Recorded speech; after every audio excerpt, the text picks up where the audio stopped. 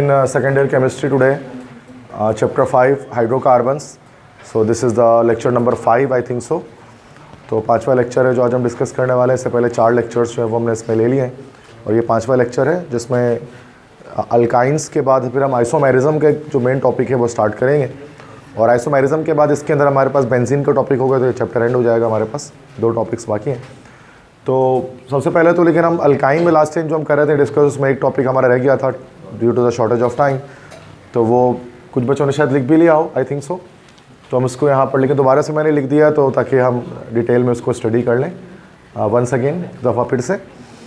तो last time हमने पढ़ा था लाइक इथाइन के जो अल्काइंस हैं, अल्काइंस के केमिकल रिएक्शंस के बारे में पढ़ रहे थे और मैंने आपको बताया था अल्काइन चूँकि अनसैचुरेटेड नेचर का होता है, दैट्स वाई तो वो हमारे पास जो है जो रिएक्शंस देता है तो वो एडिशन रिएक्शंस देता है। और कल सारे एडिशन रिएक्शंस हमने देखे थे पिछले लास्ट वीक जो सैटरडे को क्लास हमारी हुई थी, तो उसमें हमने सारे एडिशन रिएक्शंस देखे थे जिसमें इथाइन के दोनों पाई बॉन्ड्स जो है वो ब्रेक डाउन हो रहे थे, टूट रहे थे। ठीक है, लेकिन इथाइन जो है ना वो एक डिफरेंट एक और टाइप का रिएक्शन भी आपको देता है। ठीक है ना, देखो हमने पढ़ा था कि अल्केन्स जो है वो हमेशा सब्स्टिट्यूशन रिएक्शन देते हैं, एडिशन कभी नहीं देते। अल्कीन जो है वो हमेशा एडिशन रिएक्शन देता है, सब्स्टिट्यूशन कभी भी नहीं देता। अल्काइन के बारे में भी पता कि अनसैचुरेटेड तो एडिशन रिएक्शन देता है, लेकिन अल्काइन जो है ना वो एक एक्सेप्शन इसके अंदर मौजूद है कि अल्काइन आपको सब्स्टिट्यूशन रिएक्शन भी देता है। अल्काइन जो है उसके अंदर सब्स्टिट्यूशन भी हो सकती है एक रेयर केस के अंदर, एक एक्सेप्शन वाले केस के अंदर। तो वही आज हम सबसे पहले डिस्कस करेंगे। तो अल्काइन के सब्स्टिट्यूशन रिएक्शन के बारे में जानेंगे जिसमें एक हाइड्रोजन निकलेगा, उसकी जगह पर दूसरा एलिमेंट आकर अटैच हो जाएगा और पाई बॉन्ड इंटैक्ट रहेगा और वो टूटेगा नहीं, दोनों में से कोई भी पाई बॉन्ड नहीं टूटेगा। तो वो सब्स्टिट्यूशन रिएक्शन इसका मतलब कहलाएगा ये।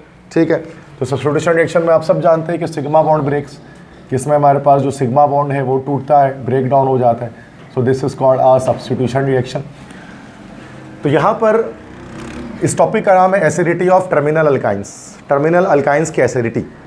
सबसे पहले चीज़ तो एसिडिटी मतलब होता है एसिडिक नेचर, एसिड जैसा होना।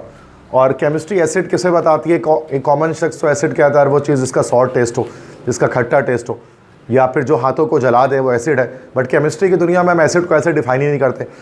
केमिस्ट्री में हम करते हैं कि हर वो कंपाउंड या हर वो मॉलिक्यूल जो H+ दे सके that is called a acid. वो हमारे पास जो है वो एक एसिड कहलाते हैं, H+ डोनर्स या H+ देने वाले।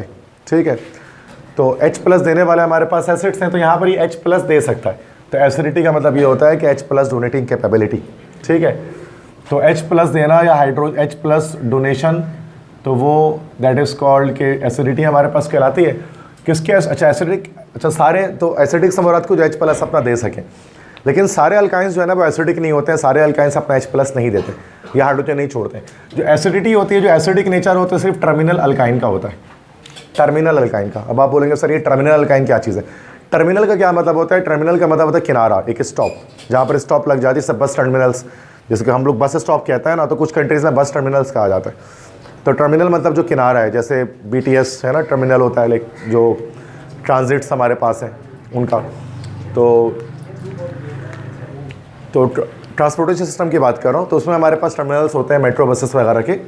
तो टर्मिनल का मतलब होता है किनारा, कोना। टर्मिनल जैसे बैटरी के टर्मिनल्स होते हैं, आप फिजिक्स में पढ़ते हैं, पॉजिटिव टर्मिनल और नेगेटिव टर्मिनल, 2 किनारे उसके होते हैं। तो टर्मिनल का मतलब होता है कोना या किनारे या एक स्टॉप या एक and, that is called terminal.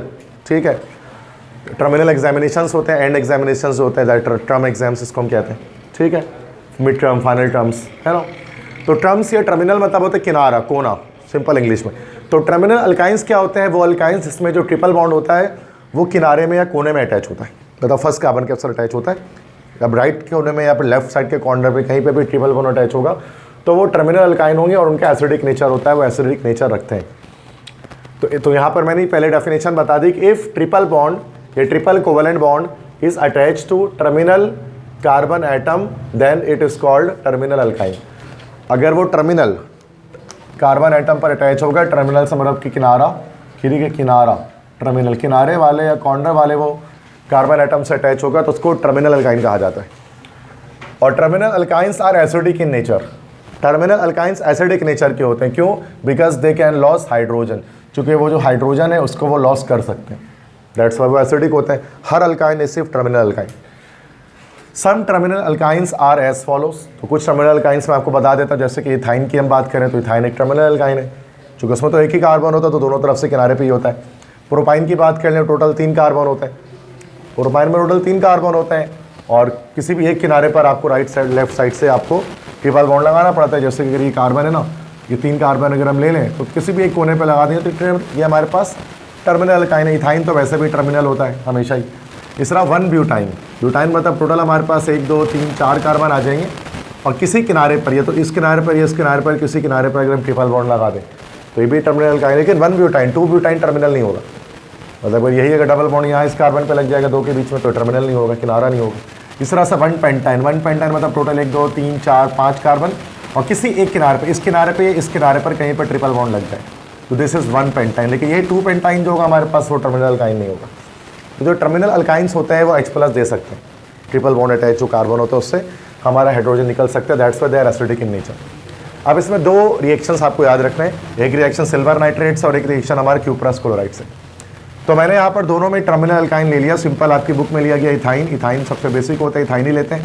तो ये दोनों हम इथाइन देख सकते हैं। इथाइन हमेशा टर्मिनल अल्काइंस होते हैं। इनमें ये दोनों हाइड्रोजन जो हमारे पास है, these 2 hydrogen are acidic in nature. जो इसके जितने भी हाइड्रोजन है वो एसिडिक इन नेचर है, उनसे हाइड्रोजन हमारे पास जो है रिमूव हो सकता है।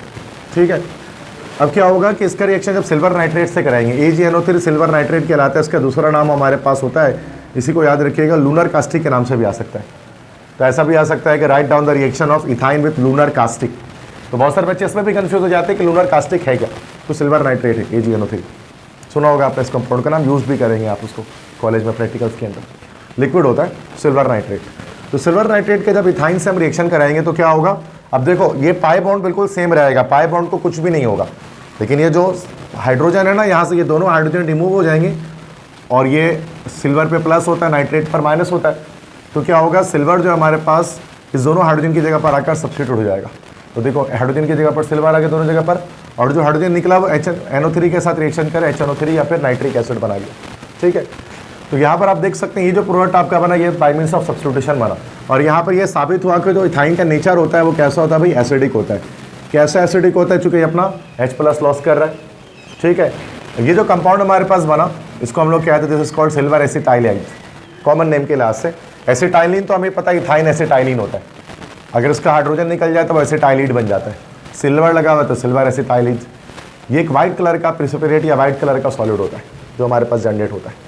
तो इसका मतलब होता है रिएक्शन कर लेता है। इथाइन गैस जब सिल्वर नाइट्रेट से रिएक्शन करती है तो वाइट पीपीटी या फिर वाइट सॉलिड अपीयर हो जाता है, जिसको हम कहते हैं सिल्वर एसिटाइलिड। जो कैसे बनता है, सब्स्टिट्यूशन के थ्रू बनता है, जिसमें एसिडिक रिएक्शन शो होता है, हाइड्रोजन निकल जाता है। ठीक है, तो लास्ट चूंकि ये हाइड्रोजन लॉस कर रहा है इसका मतलब ये एसिडिक है। समझ में आ रही बात। तो ये इथीन नहीं करेगा भी, ये सिर्फ इथाइन के साथ है, वो भी टर्मिनल। अब जैसे देखो ये, अब दूसरा रिएक्शन देख लो, इसमें हमने इथाइन के रिएक्शन किससे कराया, क्यूप्रस क्लोराइड से कराया, CuCl से कराया। क्यूप्रस क्लोराइड मतलब Cu+1 और Cl-1, this is cuprous chloride. जब हम इससे रिएक्शन कराते तो सेम यही काम होगा, दोनों हाइड्रोजन यहाँ से रिमूव हो जाएंगे और इनकी जगह पर क्या हो जाएगा, कॉपर लग जाएगा, तो ये कॉपर एसिटाइलिड बन जाएगा और फिर हाइड्रोजन Cl से रिएक्शन करके HCl बना देगा, बाकी रिएक्शन बैलेंस हो गया। ये कॉपर एसिटाइलिड है, सिर्फ फर्क ये होता है कि इसका कलर जैसे कि व्हाइट सॉलिड था ना, ये जो हमारे पास होता है क्या होता है भाई, ये रेड सॉलिड होता है, रेड कलर का होता है, रेड प्रेसिपिटेट बनते हैं इसके। तो इस दोनों रिएक्शन से हमारे पास साबित होता है कि जो टर्मिनल अल्काइंस होते हैं उनका एसिडिक नेचर होता है, वो H+ लॉस कर सकते हैं। बस समझ में आ रही है। इसी रिएक्शन को हम लोग बेटा डिस्टिंग्विश टेस्ट के लिए भी इस्तेमाल कर सकते हैं। अलग से सेक्शन बी में सवाल आ सकता है कि write or distinguish test between ethene and ethyne. तो क्या अब हमें क्लियर एक बात पता है कि इथाइन हमारा एसिडिक नेचर रखता है लेकिन इथीन नहीं रखता है ना। ट्रिप्स मैंने क्या बताया कि इथाइन के अंदर होती है, इथीन में मैंने ऐसा रिएक्शन कराया नहीं था आपको कोई, उसमें से पाई बॉन्ड टूटता है। तो अब हम क्या करेंगे, यहाँ पर दोनों, जैसे यहाँ पर जैसा मैंने ये ले लिया इथीन और यहाँ पर मैंने ले लिया इथाइन, दोनों के रिएक्शन बेटे एक ही चीज़ से करा देंगे। किसके, आप CuCl से भी करा सकते हैं, मर्जी आपकी, मैं AgNO3 से करा दे रहा हूँ। अब जो सिल्वर नाइट्रेट से इथीन का रिएक्शन कराएंगे तो आपको पता है इथीन तो रिएक्शन नहीं करेगा क्योंकि इसका हाइड्रोजन तो एसिडिक नहीं है, क्योंकि डबल बॉन्ड है ये। तो इसमें नो वाइट सॉलिड फॉर्म्स, कोई वाइट सॉलिड नहीं बनेगा, मतलब नेगेटिव टेस्ट आपके पास एक आ गया। इससे पहले हमने अल्केन और अल्कीन का टेस्ट किया था, ब्रोमीन वाटर टेस्ट, अगर आपको याद हो तो, जिसमें अल्केन वो उसका नेगेटिव टेस्ट दे रहा था और अल्कीन पॉजिटिव टेस्ट दे रहा था। लेकिन यही आपके इथीन और इथाइन के बीच में आ जाए, या इथीन और इथाइन के लिहाज से नहीं आया तो उस नाम से भी आ सकता है कि अल्कीन और अल्काइन, ऐसे करके भी आ सकता है। कि अल्कीन और अल्काइन के बीच डिस्टिंग्विश टेस्ट दें, तो बात वही हो गया। तो जो अल्कीन होगा वो तो नहीं देगा रिएक्शन, लेकिन जो अल्काइन होगा, चूंकि ये टर्मिनल अल्काइन है तो ये सिल्वर नाइट्रेट से रिएक्शन करके वाइट सॉलिड की फॉर्मेशन कर लेगा। दैट्स वाई हम कह सकते हैं कि ये हमारा पॉजिटिव टेस्ट आ रहा है। तो ये एक डिस्टिंग्विश टेस्ट है, मतलब 2 टेस्ट ट्यूब आपको दिया जाए, एक टेस्ट ट्यूब में इथीन हो, एक में इथाइन हो, एक में अल्कीन हो, एक में अल्काइन हो, और आपसे पूछा जाए कि बिना कि बस आप टेस्ट करके बता दो किस में अल्कीन है किस में अल्काइन है, जबकि दोनों हूबहू सेम दिख रहे हो, तो आपस में कुछ नहीं करो, चुपचाप से सिल्वर नाइट्रेट डाल दो। जैसे सिल्वर नाइट्रेट डालेंगे तो इथीन में वाइट पीपीटी या वाइट सॉलिड अपेयर हो जाएगा, होता है इथाइन में, और इथीन में कुछ भी नहीं होगा। दैट्स इट, साबित हो गया कि किसमें जो है डबल बॉन्ड है, किसमें ट्रिपल बॉन्ड है। सही है। या CuCl भी डाल सकते हैं, क्यूप्रस क्लोराइड डालेंगे तो क्या होगा, अल्काइन के केस में आपका रेड सॉलिड बन जाएगा, और जो है वो अल्कीन के केस में कुछ भी नहीं बनेगा।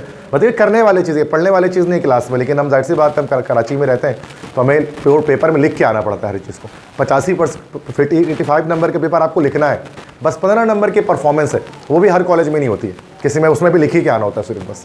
ठीक है, तो कहने की बात है, हमें तो पाकिस्तान में हम रहते हैं, हमें रट्टा ही लगाना होता है हर चीज़ को, किसी तरह से बस समझ में आ जाए, वरना करने वाली चीज़ों बड़ा मज़ा आता है करने में। फिर उस वक्त जो कॉन्सेप्ट बनता है वो लाइफ टाइम आपके साथ रहता है। जब कर लोगे आप इसको, देखो हाँ सर वाइट सॉलिड बन रहे, रेड बन रहे, हमने तो किया, इसलिए मैं आपको बता रहा हूँ। आपको कभी ज़िंदगी में मौका मिला तो आप करके देखेंगे कि हो रहा है कि नहीं हो रहा है इस चीज़ को। तो ये एक्चुअली होता है, और अगर फिर भी नहीं मिलता तो यूट्यूब पे आप लिख सकते हैं। अंग्रेज़ वगैरह उन तो प्रैक्टिकली करते हैं, वो तो लिख के कम बताते हैं और करके ज़्यादा दिखाते हैं, अमेरिकन्स वगैरह जो। तो उसमें यही चीज़ होता है कि उसमें अगर आप यूरोपियंस उसमें देखोगे तो वो करके पूरा टेस्ट ट्यूब वगैरह में दिखा रहे होते हैं, तो उससे भी समझ में आ जाता है। आज का दौर तो बड़ा फास्ट है, आप यूट्यूब पर प्रैक्टिकल इम्प्लीमेंटेशन भी देख सकते हैं चीज़ों की। ठीक है, तो ज़रूरी नहीं है कि आप खुद खड़े हो करें, कोई और बंदा करो, आप यूट्यूब पे देख लो। ठीक है, नाउ डिस्टिंग्विश टेस्ट इसके बाद हमारे पास आएगा, दिस इज, अच्छा एक तो डिस्टिंग्विश टेस्ट यहाँ पर ही आ गया इथीन और इथाइन के बीच में। दूसरे डिस्टिंग्विश टेस्ट हमारे पास आएगी 1 ब्यूटाइन और 2 ब्यूटाइन के बीच में, ये भी आ सकता है आपके पास पेपर में। अब 1 ब्यूटाइन और 2 ब्यूटाइन में आपको पता है 1 ब्यूटाइन जो हमारे पास है, this is actually our terminal alkyne, है ना भाई, ये टर्मिनल अल्काइन है। 1 ब्यूटाइन का मतलब कि फर्स्ट कार्बन पे इसमें जो है वो हमारे पास ट्रिपल बॉन्ड की अटैचमेंट है। और जो 2 ब्यूटाइन हमारे पास है, 2 butyne is actually a non terminal alkyne. Non terminal का मतलब ये है कि इसमें जो है वो ट्रिपल बॉन्ड हमारे पास अटैच फर्स्ट कार्बन पे नहीं, सेकंड पे अटैच, इस तरह से, मतलब यहाँ पर ऊपर शहर में नहीं बनाया।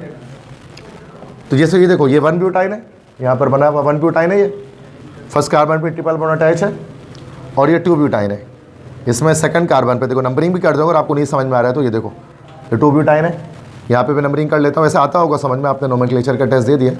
ठीक है, तो ये 1 ब्यूटाइन है, ये 2 ब्यूटाइन है, दोनों का सिल्वर नाइट्रेट से रिएक्शन कराएंगे। इसके पास एक एसिडिक हाइड्रोजन है, ट्रिपल बॉन्ड कार्बन से जो अटैच हाइड्रोजन होता है ना वो एसिडिक होता है, इसके पास बस एक एसिडिक हाइड्रोजन है, ये वाला, क्योंकि ट्रिपल बॉन्ड कार्बन से बस एक ही हाइड्रोजन अटैच है, ये वाला, बाकी ये सारे हाइड्रोजन एसिडिक नहीं है। ऐसा नहीं करना है कि टर्मिनल के सारे ही एसिडिक होते हैं, ऐसा नहीं होता। ट्रिपल बॉन्ड कार्बन से जो हाइड्रोजन अटैच होता है ना वो एसिडिक होता है सिर्फ। अब जैसे यहाँ पर दोनों हाइड्रोजन ट्रिपल बॉन्ड कार्बन से अटैच थे तो दोनों एसिडिक थे, लेकिन यहाँ पर सिर्फ यही वाला है, ये दोनों जो है वो सिंगल बॉन्ड कार्बन से अटैच हुआ है। दैट्स वाई बस ये वाला निकलेगा, इसकी जगह पर सिल्वर आ जाएगा, लेकिन हमें रिएक्शन करके नहीं दिखाना होगा इस केस में, चूँकि हम डिस्टिंग्विश टेस्ट कर रहे हैं। तो हमें बस ये बताना है कि इसकी केस में भी हमारे पास वाइट सॉलिड फॉर्म हो जाएगा। लेकिन जब हम ये ले लेंगे 2 ब्यूटाइन, तो यहाँ कार्बन ट्रिपल बॉन्ड कार्बन से आप देख सकते हैं कोई हाइड्रोजन अटैच नहीं है, नॉन टर्मिनल काइंड है। अब बोलोगे सर ये हाइड्रोजन, तो ये hydrogen carbon carbon triple bond से अटैच नहीं है, इस वाले कार्बन से अटैच है, सिंगल बॉन्डेड कार्बन से। सही है, तो हमारी बात को खोल के दिखाऊँ क्या मैं, मतलब इस तरह से सिंपली समझ में आ रहा है ना, स्ट्रक्चर तो नहीं ऊपर कर, इसको स्ट्रक्चर कंडेंस में भी दिख रहा है। तो उसका मतलब क्या होगा कि 2 ब्यूटाइन हमारे पास चूँकि नॉन टर्मिनल अल्काइन है, लिख देता हूँ मैं यहाँ पर, ये नॉन टर्मिनल अल्काइन है। तो इसकी वजह से क्या होगा, जब इसका सिल्वर नाइट्रेट या लूनर कास्टिक से रिएक्शन करेंगे तो कोई भी वाइट सॉलिड की फॉर्मेशन नहीं होगी, मतलब हमारे पास इसका नेगेटिव टेस्ट आ जाएगा। तो ये दोनों लिक्विड कंपाउंड्स हमारे पास होते हैं, 1 ब्यूटाइन और 2 ब्यूटाइन। 2 टेस्ट ट्यूब आपको दिया जाए, एक में 1 ब्यूटाइन एक में 2 ब्यूटाइन हो, दोनों अलग अलग कंपाउंड्स हैं। और आपसे कहा जाए चेक करके बताओ किसमें 1 ब्यूटाइन किसमें 2 ब्यूटाइन, तो बस सिंपल सिल्वर नाइट्रेट डाल दो, या तो सिल्वर नाइट्रेट डालोगे तो 1 ब्यूटाइन में वाइट सॉलिड आ जाएगा, 2 ब्यूटाइन में नहीं आएगा, तो साबित हो जाएगा कि भाई किसमें क्या है। बस समझ में आ गई। तो डिस्टिंग्विश टेस्ट का मतलब होता है फ़र्क करने वाले टेस्ट, जैसे हम फ़र्क कर सके दो चीज़ों के अंदर क्लियरली। ठीक है, तो इससे तो हमने इससे पहले डिस्टिंग्विश टेस्ट देखा था ब्रोमीन वाटर टेस्ट, और ये दूसरा देखना आगे और भी आएंगे, अभी बहुत सारे होते हैं डिस्टिंग्विश टेस्ट ऑर्गेनिक केमिस्ट्री में, हर चैप्टर में आते रहेंगे। तो ये हमने देख लिया, इसमें अल्कीन और अल्काइन कॉन्सेप्ट बना है, इसको रट्टा मारने की चीज़ नहीं है। ठीक है, क्लियर है, तो बात समझ में आ गई। तो ये एक प्रॉपर्टी थी जो लास्ट टाइम हमारी रह गई थी, तो वो मैंने बोला चलो यार यहाँ पे करा देता हूँ। ठीक है, तो मसला क्लियर है। इसके बाद नेक्स्ट हमारे पास जो टॉपिक हमारे पास आएगा, दिस इज़ आइसोमेरिज्म।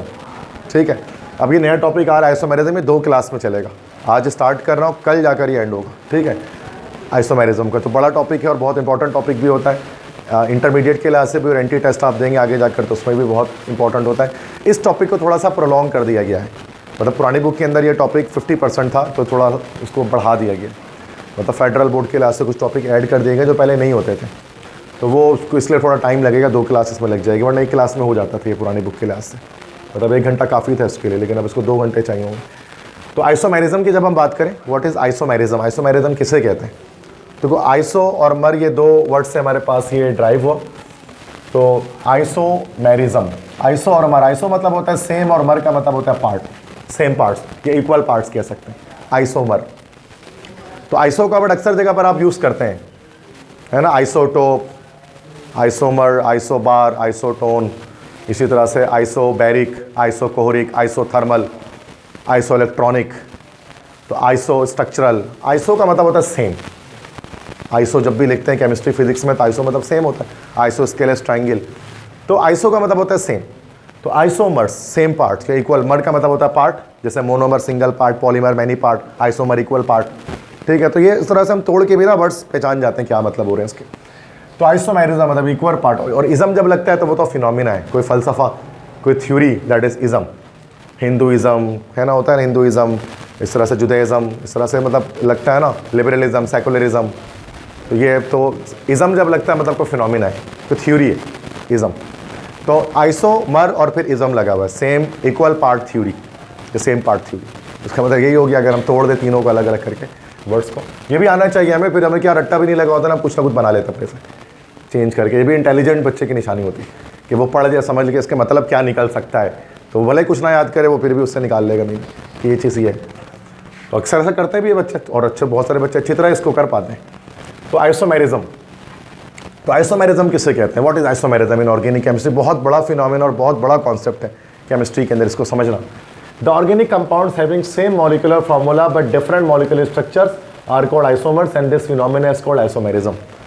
अक्सर ऐसा होता है कि ऑर्गेनिक कंपाउंड्स के अंदर, ऑर्गेनिक केमिस्ट्री के अंदर, ऑर्गेनिक कंपाउंड्स में ऐसा होता है कि एक ही फार्मूले पर, एक ही मॉलिक्यूलर फार्मूले पर एक से ज़्यादा स्ट्रक्चर पॉसिबल हो रहे होते हैं। एक ही फार्मूले पर डिफरेंट स्ट्रक्चर अलग अलग आ रहे होते हैं, अलग अलग कंपाउंड्स बन रहे होते हैं। इस फिनोमेना को कहा जाता है आइसोमेरिज्म। और वो जो अलग अलग कंपाउंड बन रहे की फार्मूले के, उनको आइसोमर्स कहा जाता है।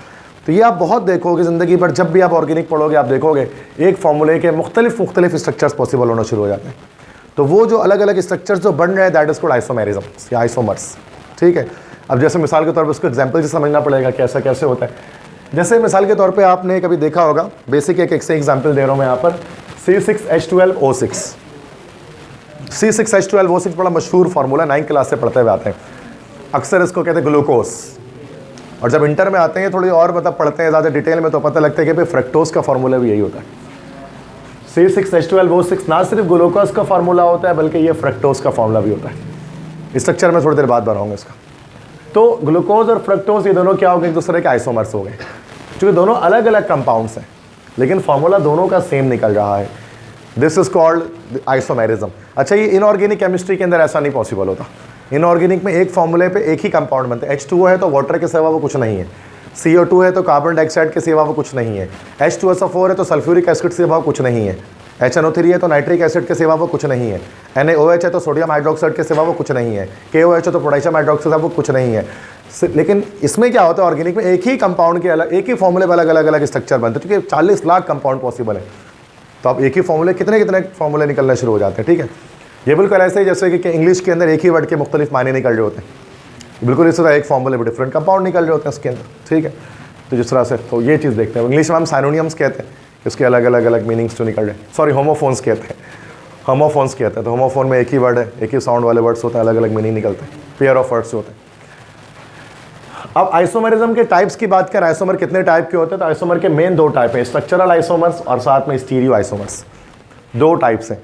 आज हम सिर्फ और सिर्फ ये पढ़ेंगे स्ट्रक्चरल आइसोमर्स, आज हम ये स्टीरियो नहीं पढ़ेंगे। स्टीरियो आइसोमर्स इंशाल्लाह वो कल का टॉपिक है हमारा, क्योंकि ये थोड़ा सा मुश्किल भी है तो मैं नहीं चाह रहा कि उसके साथ में मिक्स करके पढ़ाऊँ, तो वो थोड़ा फालूदा बन जाएगा। तो उसके लिए कोई बात नहीं, तो हम वैसे भी बहुत फास्ट जा रहे हैं कोर्स के अंदर, तो ऐसा मसला नहीं, ठीक है। न्यू बुक के अंदर फास्टेस्ट कोर्स हमारा चल रहा है कराची के अंदर। तो स्ट्रक्चरल आइसोमर्स सिर्फ आज हम डिस्कस करेंगे, तो सिर्फ आज भी कर सकते हैं बट मैं थोड़ा स्लो करूँगा, ठीक है। तो स्ट्रक्चरल आइसोमर्स हम आज देखेंगे। तो 2 मेन टाइप इसके हैं, 2 मेन क्लासेस हैं, इसके फर्दर और टाइप भी आएंगे। फिर स्ट्रक्चरल के अंदर अपने टाइप हैं, स्टीरियो के अंदर अपने टाइप्स हैं। मेन आइसोमर्स के दो टाइप होते हैं हमारे पास, स्ट्रक्चरल और स्टीरियो, स्ट्रक्चरल आइसोमर्स और स्टीरियो आइसोमर्स। तो सबसे पहले मैंने यहाँ पर डाल दी हेडिंग स्ट्रक्चरल आइसोमर्स या स्ट्रक्चरल आइसोमेरिज्म। ये किसे कहते हैं, ये क्या मतलब होता है बेटा, एक फॉर्मूले पर डिफरेंट कंपाउंड पॉसिबल होंगे और उनके क्यों पॉसिबल होंगे, बॉन्ड पैटर्न, ये जो बॉन्ड अरेंजमेंट होगी ना वो डिफरेंट हो जाएगी, स्ट्रक्चर डिफरेंट हो जाएगी इसकी वजह से। मिसाल के तौर पे एक कंपाउंड हमारे पास है ABCD, ऐसी कोई भी कंपाउंड है अपनी मर्जी से बना रहा हूँ मैं, ABCD नाम है उसका। अब ABCD कंपाउंड का नाम है। अब देखो इसके दो स्ट्रक्चरल आइसोमर्स कैसे हो सकते हैं। अब देखो ये एक तो ये है ABCD, A का बॉन्ड B से, B का बॉन्ड C से, C का बॉन्ड D से जुड़ा है। अब दूसरा है कंपाउंड ACBD, A का कंपाउंड C से, C का B से, B का D से। तो देखा जाए तो फॉर्मूला दोनों का ABCD निकल रहा है, लेकिन जो बॉन्ड पैटर्न है वो दोनों का अलग अलग है। These are called structural isomers. Bond आगे पीछे होगा ना थोड़ा सा, अब ABCD तो नहीं होगा, कार्बन, हाइड्रोजन, ये ऑक्सीजन, ये सब चीज़ें होंगी, बट बॉन्ड पैटर्न थोड़ा सा आगे पीछे होगा, तो ये स्ट्रक्चरल आइसोमर्स कहलाते हैं। और जो स्टीरियो होता है उसमें बॉन्ड पैटर्न भी सेम आता है, वो फिर स्पेस के अंदर अरेंजमेंट डिफरेंट होती है, वो मुश्किल बात है, वो कल करेंगे, आप आज आसान बातें करेंगे सिर्फ, ठीक है। तो ये स्ट्रक्चरल आइसोमर तो आसान होते हैं, जैसे बॉन्ड पैटर्न चेंज हो रहा है, जैसे ABCD का तो उसमें बॉन्ड थोड़ा आगे पीछे कर देंगे, तो ये मैंने ऐसे एक बेसिक डेफिनेशन वाइज मैं आपको बता रहा हूँ। अब स्ट्रक्चरल के अंदर हमारे पास फर्दर फिर 4 टाइप्स हमारे पास आती हैं, chain isomers, position isomers, functional group isomers और चौथी हमारे पास होती है मेटामर्स। तो ये चारों की डेफिनेशन और इनकी एग्जाम्पल्स आपको याद होनी चाहिए, मस्ट कमिंग क्वेश्चन है, हर साल आता है बोर्ड एग्जाम के अंदर आइसोमर से, ठीक है। पुरानी बुक हो तो भी आता था और नई बुक है तो मैं पहले से आपको बता दे रहा हूँ तो भी आ जाएगा, ठीक है। इसको छोड़ता कोई नहीं है, चूँकि बहुत इंपॉर्टेंट टॉपिक होता है केमिस्ट्री के अंदर, ये ऑर्गेनिक में खास तौर पे। तो 4 टाइप्स हैं, चेन है, पोजीशन है, फंक्शनल ग्रुप आइसोमर्स और मेटामर्स है, ठीक है। सबसे पहले तो मैंने 1, 2 और 3 और 4 की डेफिनेशन मैंने यहाँ लिखी हुई है, एग्जाम्पल मैंने लिखी हुई तो है, लेकिन स्ट्रक्चर बनेंगे तो ये मिटा के फिर उसके बाद बताऊँगा, डायरेक्ट नहीं होगा, तो टाइम लगेगा इसको करने में। जाहिर सी बात है, जब मैं बोल रहा हूँ कि 1 घंटा बाकी है और सिर्फ इतना ही पढ़ना है तो मतलब बहुत कुछ है, लिखा सर ने थोड़ा है लेकिन एक्सप्लेनेशन बहुत सारी होगी उसके अंदर। तो चेन आइसोमर्स सबसे पहले कहते हैं, चेन आइसोमर्स या स्केलेटल आइसोमर्स भी इसको हम कहते हैं, स्केलेटन से निकला स्केलेटल। तो चेन आइसोमर, कार्बन की चेन आइसोमर्स। तो molecules differ from each other with respect to carbon chain. इसमें क्या होता है, चेन आइसोमर्स में 2 कंपाउंड होते हैं, दोनों का फार्मूला सेम होता है लेकिन दोनों का स्ट्रक्चर अलग अलग होता है। स्ट्रक्चर क्यों अलग हो जाता है, with respect to carbon chain, ठीक है, या विथ रिस्पेक्ट टू, इसको इस तरह से लिखते हैं, with respect to number of carbon atoms in chain, ये ज़्यादा बेहतर है, with respect to number of carbon atoms in chain. जो कार्बन की मेन चेन चल रही है, कार्बन की जो मेन स्केलेटन चल रहा है, उसके अंदर नंबर ऑफ कार्बन एटम आगे पीछे होने शुरू हो जाएंगे तो फिर हमारा ये चेन आइसोमर्स कहलाएगा, ठीक है। और अब वो चेन आइसोमर बहुत सारे होते हैं, ब्यूटेन के 2 चेन आइसोमर है, वो मैं भी बनाता हूँ, फॉर्मूला भी मैंने लिखा चेन आइसोमर को फाइंड आउट करने का। अब यहाँ जिसकी एग्जाम्पल है ना, उसको मैं इन डिटेल आपको समझाता हूँ, उसके लिए मुझे ये बोर्ड इस तरफ चाहिए होगा। तो चेन आइसोमर्स में बता रहा था, चेन आइसोमर्स किसे कहते हैं कि फॉर्मूला सेम रहेगा लेकिन स्ट्रक्चर अलग होगा। स्ट्रक्चर अलग कैसे होगा कि कार्बन एटम्स जो है ना मेन स्केलेटन के अंदर, तो वो कम ज़्यादा होना शुरू हो जाएंगे। अब मिसाल के तौर पर इसके एग्जाम्पल देखते हैं, तो ब्यूटेन हमारे पास जो है, ब्यूटेन C4H10, इसके 2 चेन आइसोमर्स पॉसिबल होते हैं। अब कैसे होता है ज़रा देख लो। तो यहाँ देखो C4H10 हो गया है हमारे पास, C4H10 हमारे पास जो है, दिस इज नॉर्मली हम इसको क्या कहते हैं बेटा, ब्यूटेन कहते हैं। अब इसके 2 चेन आइसोमर्स हमारे पास पॉसिबल होंगे, किस तरह से होंगे कि एक तो हम 4 कार्बन एटम इस तरह से लगा दें, 1 2 3 4, 4 कार्बन एटम लगा दिया, फिर हमने यहाँ पर हर तरफ हाइड्रोजन लगा दिया, ठीक है। तो ये हमारे पास है गया C4H10। कार्बन के अगर हम long skeleton, main skeleton carbon की चेन चेक करेंगे तो बेटा उसमें 4 कार्बन हमारे पास स्ट्रेट चेन में आ जाएंगे, ठीक है। इसको हम लोग क्या नाम दे सकते हैं, इसको आप सब जानते हैं, this is called n butane. ये नॉर्मल ब्यूटेन होता है, n butane all the carbon in chain, ये हमने पहले पढ़ रखा है। एक और भी स्ट्रक्चर इसका बना सकते हैं कि हम 3 कार्बन इस तरह से ले लें और 1 कार्बन हम यहाँ पर लगा दें, ठीक है, बाकी हाइड्रोजन पूरे कर लें यहाँ से। अब अगर यहाँ पे अगर आप चेक करोगे बेटा इसको, तो आप देखोगे लॉन्ग कार्बन चेन के अंदर 3 कार्बन एटम इसके अंदर आ रहे हैं, 1 कार्बन चेन से बाहर जा रहा है। इसको हम लोग कहेंगे क्या, दिस इज कॉल्ड आइसोब्यूटेन। तो एन ब्यूटेन और isobutane they are what, they are chain isomers of each other. क्योंकि दोनों का फॉर्मूला देखो, दोनों C4H10 है, ये भी C4H10 है, ये भी C4H10 है। फर्क सिर्फ ये है कि इसमें कार्बन चेन के अंदर 4 कार्बन है, इसमें हमारे पास 3 कार्बन है, तो दे आर चेन आइसोमर्स। इसी तरह से अगर हम बात कर लेते हैं पेंटेन की, पेंटेन क्या होता है बेटा, C5H और डबल करके 2 बढ़ा दो तो 12, ये हमारे पास होता है, दिस इज कॉल्ड पेंटेन। अब इसके 3 चेन आइसोमर्स पॉसिबल होते हैं। एक तो 5 कार्बन लाइन से स्ट्रेट लगा लेते हैं CH3, अब सीधे डायरेक्ट बना रहा हूँ, ये आपको करना आता है, ठीक है ना, कंडेंस स्ट्रक्चर बना रहा हूँ, CH3 CH2 CH2 CH2 और फिर CH3, सारे कार्बन चेन के अंदर आ गए। इसको हम लोग कहेंगे this is called N pentane, normal pentane हो गया ये। अब क्या करें, एक कार्बन चेन से बाहर निकाल दें, CH3 CH और एक कार्बन देखो चेन से बाहर आ गया ये वाला, फिर उसके बाद CH2 CH3। अब इसको भी आप काउंट करोगे तो ये C5H12 भी है, तो ये भी हमारे पास C5H12 ही है, मतलब हमारे पास 5 कार्बन है और 12 हाइड्रोजन है। लेकिन इसको अब हम लोग क्या कहेंगे, दिस इज कॉल्ड आइसोपेंटेन, ये हमारे पास आइसोपेंटेन कहलाएगा। एक और भी बन सकता है इसमें, आपको पता है, अगर हम अभी लॉन्ग कार्बन में 4 कार्बन है ना, अब मैं अगर 3 कार्बन कर लूँ, CH3 कार्बन CH3, एक कार्बन यहाँ से बाहर निकाल लूँ और एक कार्बन यहाँ से, इसका नाम पता है आपको, this is called as neopentane, तो ये हमारे पास नियोपेंटेन हो गया। तो यहाँ पर देख सकते हैं आपके पेंटेन के हमारे पास 3 चेन आइसोमर पॉसिबल है, ब्यूटेन के हमारे पास 2 चेन आइसोमर पॉसिबल है। तो चेन आइसोमर किसे कहते हैं कि फॉर्मूला सेम होगा लेकिन स्ट्रक्चर अलग क्यों होगा, चूंकि जो कार्बन की मेन स्केलेटन चल रही है, मेन चेन जो कार्बन की चल रही है उसके अंदर number of carbon atom change हो रहे हैं, मतलब ब्रांचेस अटैच होने शुरू हो जा रही है, ठीक है। अच्छा, यहाँ पर मैंने लिखा फॉर्मूला फॉर फाइंडिंग कार्बन मतलब चेन आइसोमर, मतलब कभी कभार एप्टीट्यूड टेस्ट की तैयारी जब हम करते हैं तो उसमें हमारे पास ये, तो चलो उसमें एक एग्जाम्पल लिख दिया, काम हो गया। एंटी टेस्ट में क्या होता है कि हमारे पास मतलब जो है वो 6 कार्बन 7 कार्बन के भी पूछते हैं कि बताएं कितने चेन आइसोमर है, तो उसका फॉर्मूला यहाँ पर होता है 2 की पावर n-4, ये फॉर्मूला मैं आपको बता रहा हूँ। इस फॉर्मूले पे n में क्या है बेटा, नंबर ऑफ कार्बन एटम जब हम रखेंगे तो हमें पता लगना शुरू हो जाएगा कि कितने आइसोमर किसके पॉसिबल हो रहे हैं। जैसे कि अगर मैं यहाँ पर लाइन से सारे अल्केन लिख दूँ, मीथेन हो गया, इथेन हो गया, इसी तरह से हमारे पास जो है वो प्रोपेन हो गया, इसी तरह से ब्यूटेन हो गया, इसी तरह से पेंटेन हो गया, इसी तरह से हेक्सेन हो गया, ठीक है, मतलब काफ़ी इतने 6 तक लिख देते हैं। तो अब हमें देखना है किसके कितने कितने चेन आइसोमर्स पॉसिबल हैं। तो यहाँ पर वैल्यू में क्या, 2 की पावर n-4 में n में नंबर ऑफ कार्बन एटम डाल लो। अब ये 2 की पावर -1 हो गया, ये हमारे पास हो गया 2 की पावर -3। अब देखो 2 की पावर -3 में हमारे पास वैल्यू माइनस में आएगी कुछ ना कुछ, वो माइनस में तो हो नहीं सकती, इसका मतलब है ना। तो यहाँ पर कुछ भी नहीं आया, मतलब जब माइनस में नहीं आएगा अनआइडेंटिफाइड वैल्यू आएगी तो हम बस उसको कह देंगे कि एक ही पॉसिबल इसका है। तो मीथेन का सिर्फ एक ही आइसोमर पॉसिबल है, सीधा एक ही बनेगा, और क्या बनेगा, इसके चेन आइसोमर कहाँ बनाओगे, CH4 को कहाँ बनाओगे, एक ही CH4 ही बनेगा डायरेक्ट, वो एक कार्बन। अब उसको ब्रांचिंग कैसे करोगे उसके अंदर, ऐसे ही ना, एक ही आइसोमर होगा, एक ही कंपाउंड, एक ही स्ट्रक्चर पॉसिबल होगा। C2H6 में 2 की पावर 2-4, तो ये क्या हो गया 2 की पावर -2, इसमें भी एक ही बनेगा, C2H6 है ना भाई। अब 2 कार्बन ऐसे ही लग सकता है, अब इसमें क्या, अब एक बाहर कैसे करो, बच्चे बोलते के लिए एक बाहर हो गया ऐसे करके, तो ये चेन में तो ये भी आ गया एक साथ, है ना भाई। तो इसका एक ही आइसोमर पॉसिबल है इथेन का। प्रोपेन का देखो 2 की पावर 3-4, तो ये क्या हो गया 2 की पावर -1, ये भी अनआइडेंटिफाइड वैल्यू है, ये भी 1 हो जाएगा। प्रोपेन का भी एक ही आइसोमर पॉसिबल। अब 3 कार्बन तुम ऐसे लगा लो, सारा कार्बन चेन के अंदर। अब बच्चे बस सर ये देखिए ऐसे लगा ले, देखिए एक बाहर हो गया, क्या हो गया, पागल हो गए हो, ये देखो सारे चेन के अंदर। अब सोचो, दिमागी काम नहीं करेगा अब आपका, कोई भी बाहर कर ही नहीं सकते आप 3 कार्बन से, नहीं ना भाई। इसलिए एक ही स्ट्रक्चर पॉसिबल है प्रोपेन का। हाँ, ब्यूटेन के 2 पॉसिबल हैं, ये दोनों आप इस फॉर्मूले पे रखो। 2 की पावर 4-4 इज इक्वल टू 2 की पावर 0, ठीक है, ओके। सॉरी, मैंने फॉर्मूला यहाँ पर एक चीज़ यहाँ पर मसला कर दिया,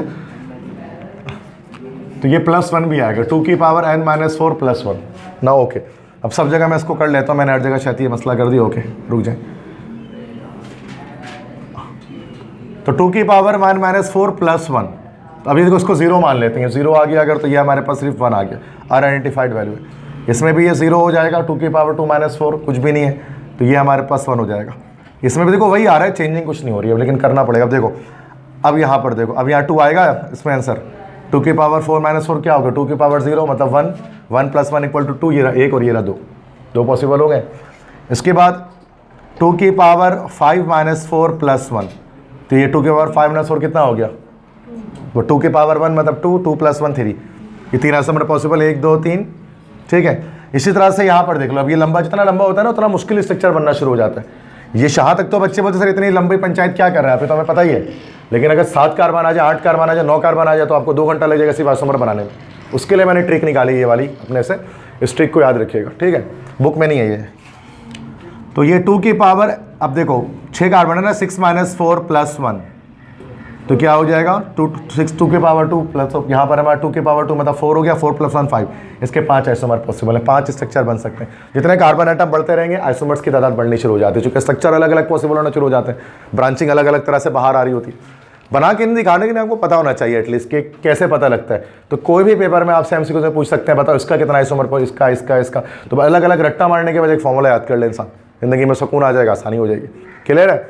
तो यहाँ पर ये सबसे पहले चेन आइसोमर हमारे पास कहलाता है। क्लियर, समझ में आ रही है बात सबको? और राइट, उसके बाद हमारे पास सेकंड है पोजीशन आइसोमर्स। पोजीशन आइसोमर किसमें कहा जाता है कि पोजीशन आइसोमर्स में क्या होता है, molecules differ from each other due to the attachment of functional group on different carbon atoms in chain. इसमें क्या होगा बेटा, कार्बन की चेन सेम रहेगी हर कंपाउंड में, लेकिन जो फंक्शनल ग्रुप है ना उसकी पोजीशन जो है ना वो चेंज होनी शुरू हो जाएगी, और उससे क्या होगा, हमारे पास आइसोमर्स जो बनेंगे वो पोजीशन आइसोमर कहलाएंगे due to the change in position of functional group. मिसाल के तौर पर 1 ब्यूटीन और 2 ब्यूटीन ये पोजीशन आइसोमर्स हैं, 1 क्लोरोप्रोपेन 2 क्लोरोप्रोपेन ये हमारे पास पोजीशन आइसोमर्स हैं। इनको मैं यहाँ एक्सप्लेन कर देता हूँ, ठीक है। अब ब्यूटीन मिसाल के तौर पर जब हम बात करते हैं, ब्यूटीन की जब बात करेंगे तो ब्यूटीन हमारे पास यकीनन ये हो गया C4H8 हो गया, चूंकि अल्कीन है 4 कार्बन वाला। अब ये हमारे पास 2 तरह से स्ट्रक्चर इसके बन सकते हैं हमारे पास है C4H8 की। एक तरीका तो ये कि हम 4 कार्बन इस तरह से बना दें, 1 2 3 4 कार्बन एटम्स, या और 4 कार्बन है और फर्स्ट कार्बन पर डबल बॉन्ड की अटैचमेंट हम कर दें। तो देखो CH2 double bond CH, CH2 CH3 हो गया एक कंपाउंड ये, ठीक है।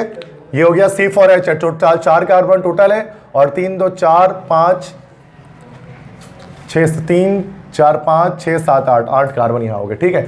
एक और मैं बना देता हूँ CH3 CH2 sorry CH double bond CH, उसके बाद CH3। अब यहाँ पर चेक कर लोगे तो ये भी हमारे पास C4H8 है। नंबरिंग की जाए तो 1 2 3 4 1 2 3 4। अब ये हमारे पास हो गया, इस कंपाउंड को नाम देंगे दिस इज कॉल्ड 1 ब्यूटीन, और इसको हम कहेंगे 2 ब्यूटीन। अब आप देख सकते हैं कि दोनों का फार्मूला सेम है, लेकिन दोनों के स्ट्रक्चर अलग हो रहे हैं। स्ट्रक्चर अलग क्यों हो रहे हैं? चेन आइसोमर्स नहीं है ये, चेन तो दोनों में 4 कार्बन की सीधी स्ट्रेट चेन चल रही है। जो डबल बॉन्ड है इसको हम एज अ फंक्शनल ग्रुप देखते हैं ना, या डबल बॉन्ड फर्स्ट कार्बन पर है, वहाँ पर डबल बॉन्ड सेकंड कार्बन पर है, that's why they are chain position isomers. हमने पोजीशन चेंज की भी है, एक जगह पर फर्स्ट पे लगाया, एक जगह पर सेकंड पे लगाया हुआ। इसी तरह से नेक्स्ट हमारे पास क्या है, this is 1 chloropropane and 2 chloropropane. Second एक एग्जांपल देख लेते हैं, 1 क्लोरोप्रोपेन 2 क्लोरोप्रोपेन। अब देखो CH3 CH2 CH, ये तो प्रोपेन हो गया ना हमारे पास बच्चों। यहाँ पर क्या करें, CH2 कर दें और एक क्लोरीन यहाँ पर फर्स्ट कार्बन पे अटैच कर दें, ठीक है। तो नंबरिंग की जाए तो 1 2 3, ये हमारे पास क्या हो गया, 1 क्लोरोप्रोपेन हो गया ना, 1 क्लोरोप्रोपेन। अब एक और देख लो, CH3 CH और ये CH हमारे पास 3। अब यहाँ पर आ जाओ तो इधर पर Cl लगा दो 2 पर। देखो चेन सेम बनी हुई है, जो चेन इसमें इसी वो चेन इसी में है, लेकिन इसका नाम क्या हो गया हमारे पास 2 क्लोरोप्रोपेन। अब ये 1 chloropropane 2 chloropropane, they are what, they are position isomers. Because यहाँ हम क्या कर रहे हैं, जो फंक्शनल ग्रुप हमारे पास अटैच है, यहाँ फंक्शनल ग्रुप क्या है, Cl है, इसकी पोजीशन यहाँ पर फर्स्ट है, यहाँ पर सेकंड है, चेन सेम है, लेकिन पोजीशन फंक्शनल ग्रुप के आगे पीछे कर रहे हैं। ये जो आइसोमेरिज्म हमारे पास आ रहा है, this is called position isomerism. चूंकि फॉर्मूला दोनों का सेम निकलेगा, फॉर्मूला निकालोगे तो कितना आ जाएगा, तो दोनों में कार्बन 3 है, C3, हाइड्रोजन 3 5 6 C3H7 और Cl, दोनों का यही फॉर्मूला बनेगा, लेकिन एक ही फॉर्मूले पर 2 अलग अलग स्ट्रक्चर पॉसिबल है, दिस इज आइसोमर्स। बात समझ में आ गई? ये दोनों एग्जाम्पल कि 1 ब्यूटीन 2 ब्यूटीन, 1 क्लोरोपेन 2 क्लोरोप्रोपेन, तो मसला ओके बेटा। इसके बाद थर्ड हमारे पास है, this is called functional group isomers. अब ये थर्ड किस्म का है, ये भी स्ट्रक्चरल आइसोमर के टाइप है। अब फिर से क्या होगा, एक ही फॉर्मूले पर डिफरेंट कंपाउंड्स पॉसिबल होंगे, लेकिन अब दोनों में से कुछ नहीं होगा ना, तो ये चेन भी सेम होगी दोनों के अंदर, और पोजीशन आइसोमर भी नहीं होगा ये, बल्कि फंक्शनल ग्रुप आइसोमर में क्या होगा कि टोटल फंक्शनल ग्रुप ही चेंज होगा। मतलब एक ही फॉर्मूले पे 2 कंपाउंड पॉसिबल होंगे और दोनों के अंदर डिफरेंट फंक्शनल ग्रुप अटैच होंगे। पोजीशन आइसोमर में क्या होता है कि दोनों जो कंपाउंड्स होते हैं उनका फंक्शनल ग्रुप सेम होता है, उसकी इसकी पोजीशन आगे पीछे होती है। जैसे डबल बॉन्ड यहाँ पर था, आगे पीछे कर रहे थे, यहाँ Cl था, उसको जो है वो आगे पीछे घुमा रहे थे। लेकिन यहाँ पर क्या होगा, 2 कंपाउंड का फॉर्मूला सेम होगा, स्ट्रक्चर अलग क्यों होगा? चूंकि पूरे पूरे फंक्शनल ग्रुप डिफरेंट इसमें अटैच होगी। तो molecules differ from each other due to the change in functional group in structure. Change हो जाएगा फंक्शनल ग्रुप। अब मिसाल के तौर पे कैसे हो सकता है ऐसा एग्जांपल, 2 एग्जांपल सब में ले रहे तो उसमें भी लेंगे। Alcohols and ethers are functional group isomers. Alcohol और ईथर याद रखिएगा कि ये 2 कंपाउंड, अल्कोहल और ईथर। अल्कोहल को तो आप जानते हैं, दिस इज ROH, ये अल्कोहल होता है। ईथर भी आप जानते हैं, ROR। ईथर और अल्कोहल्स जो होते हैं ये हमेशा जो क्या होते हैं, फंक्शनल ग्रुप आइसोमर्स होते हैं। जैसे मिसाल के तौर पे ethyl alcohol and dimethyl ether, they are functional group isomers. चूंकि ये अल्कोहल है और ये ईथर है। अब मैं इसको करके दिखाता हूँ। देखो एक फार्मूला हमारे पास मैं लिखता हूँ यहाँ पर C3H6O बेटा, ठीक है, C3H6O। अब देखो इसके अंदर मैं 2 अलग अलग कंपाउंड्स बनाता हूँ। एक मैं कंपाउंड इसके अंदर बनाऊंगा बेटा कहाँ में से, अल्कोहल्स में से। एक मैं कंपाउंड यहाँ पर बनाऊंगा किस में से, मैं बनाऊंगा इसमें ईथर में से, ठीक है। अल्कोहल्स में जो कंपाउंड बना रहा हूँ वो हमारे पास होगा C3H6O है ना भाई। टोटल मैं 2 कार्बन ले लूँ, फिर ये हाइड्रोजन लगा दिया इसके अंदर, ये CH3, फिर ये CH2, फिर ये यहाँ पर आ गया OH। इसको हम शॉर्ट फॉर्म में C2H5OH भी लिख सकते थे। 2 कार्बन वाला अल्कोहल है ये, इसको हम लोग क्या कहते हैं, इथानॉल, या कॉमन में क्या कहते हैं, इथाइल अल्कोहल। सही है बेटा, बन गया ये C3H6O है, ये पक्का 100%। सॉरी, इथाइल अल्कोहल में बना रहा हूं ना, C2H6O, सॉरी C2H6O। ओके, अब सही है, क्लियर है। अब C2H6O बना हुआ है। अब आ जाओ ईथर में हम यहां पर बनाते हैं कंपाउंड CH3OCH3, ठीक है। अब देखें ये भी है C2H6O, 2 carbon 6 hydrogen 1 oxygen, but ये कॉमन नेम इसका नाम हम क्या लिखते हैं, this is called di methyl ether. ये कॉमन में इसका नाम है। अगर इसी को IUPAC में लिखेंगे तो आप सब जानते हैं, दिस इज मिथॉक्सीमीथेन। नेमिंग में नहीं बता रहा कैसे हो सकते हैं, चैप्टर 4 में सब कर लिया है। इसके IUPAC में लिखेंगे this is 1 ethanol, Ethan 1 all, या सिर्फ इथानॉल लिख दो, ठीक है। तो ये दोनों के दोनों हमारे पास आइसोमर्स हैं। चूंकि दोनों का ये फार्मूला जो आप देख सकते हैं, फार्मूला दोनों का सेम है, लेकिन स्ट्रक्चर दोनों का डिफरेंट है। स्ट्रक्चर अलग क्यों हो रहा है? चूंकि इसके अंदर फंक्शनल ग्रुप हाइड्रोक्सी है और यहाँ पर अल्कोक्सी या मिथॉक्सी मतलब ईथर का फंक्शनल ग्रुप मौजूद है।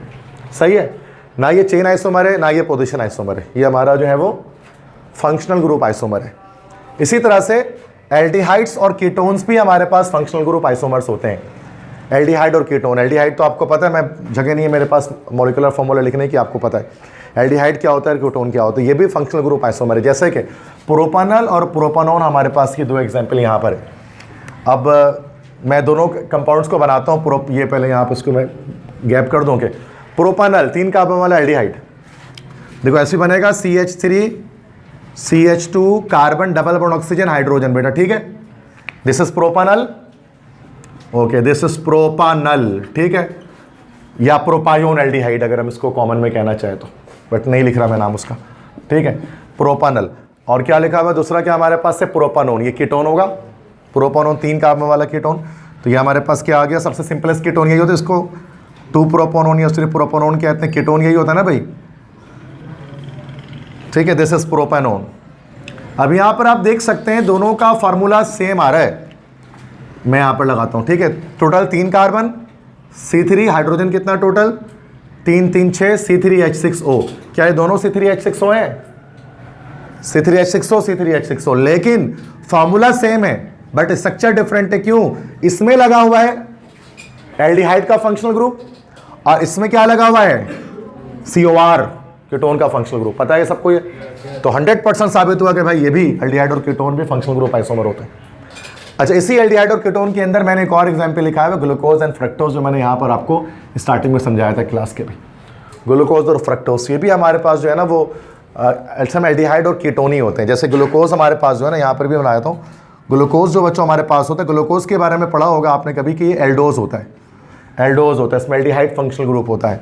और जो फ्रक्टोज हमारे पास होता है उसके बारे में आपने सुना होगा कि ये क्या होता है, हमारा कीटोज होता है। बायोलॉजी वाले ज़्यादा बेहतर जानते हैं उसके बारे में कि कीटोनिक फंक्शनल ग्रुप इसके अंदर मौजूद होता है। अब दोनों का फॉर्मूला वही है, C6H12O6। स्ट्रक्चर अलग अलग होता है, स्ट्रक्चर मैं ऐसे ही बना दे रहा हूँ आपको, आगे जाकर मैं चैप्टर 10 में इसको समझाऊंगा। आगे जो चैप्टर आएगा बायोकेमिस्ट्री, उसके अंदर देखो ये हमारे पास एल्डिहाइड का फंक्शनल ग्रुप लगा, फिर उसके बाद टोटल 6 कार्बन, 1 2 3 4 5 6 ऐसे लगाते हैं इसको। फिर यहाँ पर हर तरफ यहाँ पर हम क्या कर देते हैं, OH लगाना शुरू कर देते हैं। काफ़ी बड़ा स्ट्रक्चर है, ऐसे ही मैं बता रहा हूँ कि अगर किसी को जानना है कि फ्रक्टोज का स्ट्रक्चर कैसा होता है। फिर यहाँ हर तरफ हम क्या कर देते हैं बेटा, हाइड्रोजन लगाना शुरू कर देते हैं। अब देखो ये 6 कार्बन, 1 2 3 4 5 6 कार्बन, हाइड्रोजन यहाँ पर H2L1 हाइड्रोजन 12, 1 2 3 4 5 6 7 8 9 10 11 12, और ऑक्सीजन यहाँ पर 6, 1 2 3 4 5 6। ये यहाँ पर पास जो है वो स्ट्रक्चर मौजूद है किसका भाई, ग्लूकोज का। अब यहाँ आप चेक कर सकते हो क्या ये एल्डिहाइड फंक्शनल ग्रुप है, एल्डिहाइड लगा हुआ है। अब देखो फ्रक्टोज जो होता है वो कीटोज होता है, उसमें कीटोनिक फंक्शनल ग्रुप होता है। C डबल बॉन्ड हो CH3, कीटोन आ गया, उसके बाद 2 कार्बन हो गया, तो तीसरा चौथा पांचवा छठा कार्बन आ गया। बाकी यहाँ पर हर तरफ आप OH लगा लो, OH OH OH OH लग गया, इधर पे एक OH इधर पे भी लग जाता है। फिर यहाँ पर हम हाइड्रोजन लगा लेते हैं। आपको पेपर में नहीं बनाना, ऐसे ही मैं आपको जैसे एक्स्ट्रा नॉलेज दे रहा हूँ। अब ये देखो ये कीटोनिक फंक्शनल ग्रुप है फ्रक्टोज के अंदर। देखो टोटल अब देखो 1 2 3 4 5 6 कार्बन, हाइड्रोजन 3 4 5 6 7 8 9 10 11 12, ऑक्सीजन 1 2 3 4 5 6। तो ये भी C6H12O6 है, ये भी C6H12O6 है। दोनों का फार्मूला सेम है लेकिन दोनों का स्ट्रक्चर अलग है, इसलिए दोनों आइसोमर है। और कौन सा आइसोमर है, चूंकि इसमें फंक्शनल ग्रुप अलग अटैच है, इसमें अलग अटैच है, दैट्स वाई ये हमारे पास क्या है बेटा, फंक्शनल ग्रुप आइसोमर्स। बस समझ में आ गई, 3 एग्जाम्पल मैंने दे दी। ओके, फोर्थ हमारे पास इसके बाद है, this is metamers. Last type है स्ट्रक्चरल आइसोमर्स के अंदर मेटामर्स। अच्छा, metamers is only possible in ether. ये वो आइसोमर है बेटा जो सिर्फ और सिर्फ ईथर्स के अंदर एग्जिस्ट करेगा, उसके अलावा किसी के नहीं। ईथर हमारे पास क्या होता है आपको पता है, सब स्टूडेंट जानते हैं कि ROR, इसको हम लोग कहते हैं this is called ether. Metamerism सिर्फ ईथर के अंदर एग्जिस्ट करेगा। ईथर में आपको पता है बेटा 2 तरफ अल्काइल रेडिकल होते हैं, ऑक्सीजन हमारे पास होता है, ऑक्सीजन के 2 तरफ हमारे पास रेडिकल्स अटैच होते हैं, this is called ether. Ether के अंदर एक नई अलग किस्म के आइसोमेरिज्म आते हैं, इसको मेटामेरिज्म या मेटामर्स कहते हैं। इसमें क्या होता है, ethers differ from each other due to unequal distribution of alkyl radicals, मतलब capital R on both sides of oxygen atom are called metamers. मतलब क्या होता है कि लाइक दो जो ऑक्सीजन के दोनों तरफ जो रेडिकल्स है ना, उनकी अनइक्वल डिस्ट्रीब्यूशन हो जाती है, रेडिकल्स डिफरेंट अटैच हो जाते हैं, जिसकी वजह से फॉर्मूला सेम रहता है, स्ट्रक्चर अलग होता है। जैसे कि एक मिसाल, जैसे एग्जांपल से समझते हैं, C4H10O, C4H10O, ये मैंने एक फॉर्मूला लिखा बच्चों। अब इसके मैं आपको 2 स्ट्रक्चर में आपको बनाकर दिखाता हूँ C4H10O से। एक मैं बनाता हूँ C2H5O, ईथर है बेटा, ये ऑक्सीजन में दोनों तरफ रेडिकल है। एक मैं बनाता हूँ CH3O, ये भी ईथर है। अब देखो दोनों का फॉर्मूला क्या है, C4H10O है, ये भी C4H10O है, ये भी C4H10O है, 4 कार्बन 10 हाइड्रोजन और 1 ऑक्सीजन, बट दोनों कंपाउंड्स अलग अलग हैं, स्ट्रक्चर अलग अलग है। स्ट्रक्चर अलग क्यों हो रहा है, क्योंकि ऑक्सीजन के जो दोनों तरफ रेडिकल्स हैं, इसमें 2 और 2 अटैच है, इसमें 1 और 3 अटैच है, अनइक्वल डिस्ट्रीब्यूशन हो रही है। अब ये जो हमारे पास बन रहे हैं, दे आर कॉल्ड मेटामर्स, इनको मेटामर्स कहा जाता है। अब इसका नाम कॉमन में देंगे तो ये क्या हो जाएगा, डाईइथाइल ईथर हो जाएगा ये, या IUPAC में इसका नाम देंगे तो क्या हो जाएगा ये, क्या ये इथॉक्सी इथेन हो जाएगा। और इसका नाम अगर हम देखेंगे तो M से मिथाइल और P से प्रोपाइल, अल्फाबेटिकल ऑर्डर फॉलो करेंगे तो क्या बनेगा इसका नाम, क्या मिथाइल प्रोपाइल ईथर बनेगा। और IUPAC में ये अल्कोक्सी हो जाएगा, कम कार्बन वाला अल्कोक्सी होता है, तो क्या हो जाएगा ये मिथॉक्सी, और 3 कार्बन वाला अल्केन क्या होता है, प्रोपेन। समझ में आया मेटामेरिज्म, ये सिर्फ और सिर्फ ईथर में एग्जिस्ट करेगा कि ऑक्सीजन के दोनों तरफ जो रेडिकल्स हैं वो हमारे पास डिफरेंट अटैच हो जाएंगे। क्लियर है। अच्छा, सेल्फ असेसमेंट के अंदर इसके बाद 2 क्वेश्चंस आपके पास बुक में मौजूद हैं। फर्स्ट ये है कि draw the possible position isomers of this and this, मतलब टोटल 1 2 3 4 5 6 कंपाउंड है। अच्छा, इसमें क्वेश्चन में मसला है, अल्केन्स के पोजीशन आइसोमर कभी पॉसिबल नहीं होते, अल्केन्स का हमेशा सिर्फ चेन आइसोमर होता है। अब देखो ये जो C4H10 है ना, ये इसका हमारे पास पोजीशन आइसोमर हो ही नहीं सकता, ये ब्यूटेन है, इसका चेन आइसोमर 2 पॉसिबल होगा, एन ब्यूटेन आइसोब्यूटेन। ये सवाल में गलती है, जो टाइपिंग मिस्टेक हुई हुई है बुक के अंदर आपके, ठीक है। पोजीशन आइसोमर तो बन ही नहीं सकते हैं इसके, इसका 2 चेन आइसोमर बनेगा, एन ब्यूटेन आइसोब्यूटेन, ये पता है आपको। और C5H12 इसके भी नहीं बन सकते हैं, ये पेंटेन है, इसका 3 चेन आइसोमर बनेगा, n pentane, isopentane, neopentane. Clear है, बस समझ में आ गई क्या बताना चाह रहा हूँ। ये गलती है 2 में, बुक में लिखी हुई है तो मैं बता रहा हूँ क्या गलती है। पोजीशन आइसोमर नहीं बनेंगे इसके, यहाँ से अब पोजीशन लिखा ही नहीं होता, सिर्फ बोलता आइसोमर बनाओ, सही है। अगर बोलते चेन आइसोमर बनाने तो इसका 2 बना सकते थे हम, है ना भाई। एन ब्यूटेन और आइसोब्यूटेन उसका 3 बना सकते थे, एन ब्यूटेन आइसोब्यूटेन और न्यू ब्यूटेन। C4H8 इसका बन जाएगा पोजीशन आइसोमर। ये हमारे पास क्या है, ब्यूटीन है ये, इसका 2 बनेगा, 1 ब्यूटीन और 2 ब्यूटीन। ऐसा ये बनाया हुआ हमने, इसका बनाओ तो नहीं, मैं यहाँ पर खुद कर लोगे, होमवर्क के तौर पे कर लेना। C5H10 ये पेंटीन है, डबल हुआ हुआ ना हाइड्रोजन, तो C5H10 हमारा पेंटीन है। अब पेंटीन में भी हमारे पास 2 ही चेन आइसोमर पॉसिबल होंगे। एक तो हमारे पास इस तरह से स्टेट बन जाए 1 2 3 4 5, ये 1 पेंटीन बन जाएगा हमारे पास, और दूसरा 1 2 3 4 5 2 पेंटीन बन जाएगा हमारे पास। बस यही 2 पॉसिबल होगा ना बेटा, 1 पेंटीन और 2 पेंटीन। 3 पेंटीन तो नहीं हो सकता। अब अच्छा बोलते सर, ये बोलते सर 3 पेंटीन देखा सर, 3 पेंटीन बना दिया मैंने, भाई अब 2 ही पेंटीन है, इधर से नंबरिंग कर लोगे तो सही है। तो सिर्फ 2 इसके हमारे पास जो है वो 2 पोजिशन आइसोमर पॉसिबल हो गए, इसके 2 पॉसिबल होंगे। क्लियर है। C4H6 ये हमारे पास ब्यूटाइन है ना भाई, ये ब्यूटाइन है ना भाई, दिस इज ब्यूटाइन। इसके भी पोजीशन आइसोमर चुके डबल बॉन्ड की जगह ट्रिपल बॉन्ड कर देंगे। तो एक हमारा अभी बनाया था ना, ये हमारे पास एक हो गया ये 1 ब्यूटाइन, और दूसरा क्या बन जाएगा इसका 2 ब्यूटाइन। सही है, ये 2 बन जाएंगे। हाइड्रोजन खुद लगा लेना घर पे, ठीक है, होमवर्क दे रहा हूँ, हो जाएगा ये। इसके बाद क्या कह रहे हैं, C5H8 पेंटाइन है, ये 2 ही पॉसिबल होंगे। 5 कार्बन लगाएंगे 1 पेंटाइन, 5 कार्बन लगाएंगे 2 पेंटाइन। 3 पेंटाइन तो नहीं हो सकता, क्योंकि जब आप यहाँ लगाओगे तो नंबरिंग इधर से होगे तो 2 पेंटाइन वापस हो जाएगा। क्लियर है। इसमें भी 2 बना लोगे स्ट्रक्चर, ये मैंने बना दिया, बस हाइड्रोजन लगाना आपको। कोई मसला, ये सवाल इजी है। यहाँ मसला था, ये 2 का पोजीशन तो बन ही नहीं सकता, चेन बनेगा अगर बनाना होगा तो। सही है, तो या तो ये सवाल ही हटा देना चाहिए यहाँ से, क्योंकि पोजीशन आइसोमर अल्केन में पॉसिबल नहीं है, चेन पॉसिबल है सिर्फ। क्लियर है, बात समझ में आ रही है क्या बोलना चाह रहा हूँ मैं। पता होना चाहिए गलत क्यों है ये सवाल, ये ऐसे नहीं परेशान होते रहे देख करके ये तो सर ने करा ही नहीं, अल्केन का पोजीशन आइसोमर होता ही नहीं तो कहाँ से कराता। अल्कीन अल्काइन फंक्शनल ग्रुप होना चाहिए ना, अल्केन में फंक्शनल ग्रुप कुछ नहीं होता है। अल्कीन में डबल बॉन्ड होता है, अल्काइन में ट्रिपल बॉन्ड होता है फंक्शनल ग्रुप। अल्काइल हैलाइड में X होता है, अल्कोहल में OH होता है, ऐसा ही है ना बेटा। अल्केन में कोई फंक्शनल ग्रुप होता ही नहीं तो सवाल ही नहीं पैदा होता कि पोजीशन आइसोमर बन सके। चेन बन सकता है रेडिकल आगे पीछे करके, है ना। नेक्स्ट क्वेश्चन है, draw the possible functional group isomers of this 3 के फंक्शनल ग्रुप आइसोमर बनाना है। एक हमारे पास है C2H6O, यार ये तो यही वाला हो गया हमारे पास, दिस इज इथाइल अल्कोहल और dimethyl ether, functional group isomer. एक हमारे पास इथाइल अल्कोहल बन जाएगा C2H5OH, और क्या बन जाएगा CH3OCH3। क्लियर है, ये तो बनाया हुआ है, रिपीट हो जा रहा है। ये इसमें बना था ना, ये वाली बात है, C3H6O, ये वाली बात है। क्लियर है। ये एक नया है C2H4O2, ये थोड़ा ये बता देता हूँ कि सर ये कैसे बनेगा, ये तो आपने नहीं करा है। तो C2H4O2, इसके 2 फंक्शनल ग्रुप आइसोमर्स देखने हैं। देखो एक मैं उसका बना देता हूँ like this, CH3 C double bond OOH। ठीक है बच्चों, हो गया ये C2H4O2 है क्या, चेक करो जरा। ओके है, बिल्कुल। This is acetic acid, in common in IUPAC it is called ethanoic acid. Functional group दिख रहा है कार्बोक्सिलिक एसिड, पहला कंपाउंड बना।